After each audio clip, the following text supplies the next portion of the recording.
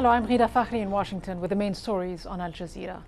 The Speaker of the U.S. House of Representatives says there's little support in Congress or among the public for sending more troops to Afghanistan.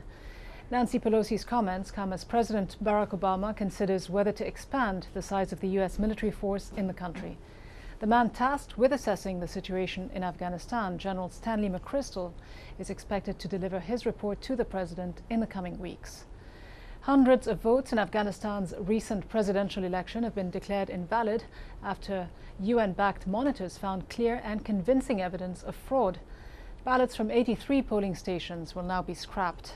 President Hamid Karzai looks set to be re-elected, though, with preliminary results showing the incumbent securing 54% of the vote.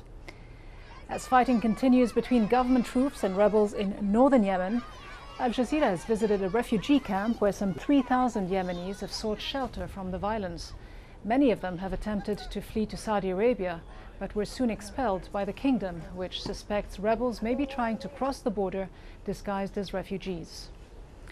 More wet weather is expected in Turkey as the cleanup operation continues from the country's heaviest rainfall in 80 years.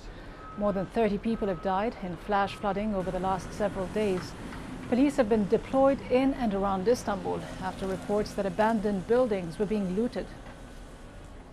Lebanon has been thrown into further political turmoil, with Saad Hariri stepping down as the country's prime minister designate. Hariri bowed out after failing to form a cabinet.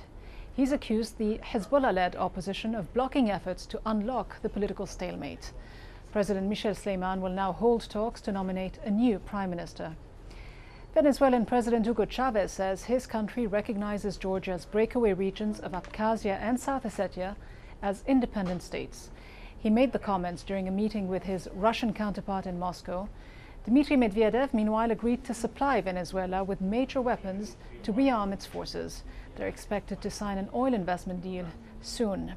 And those are the stories here on Al Jazeera. Don't forget, there's always more at our website, aljazeera.net/English.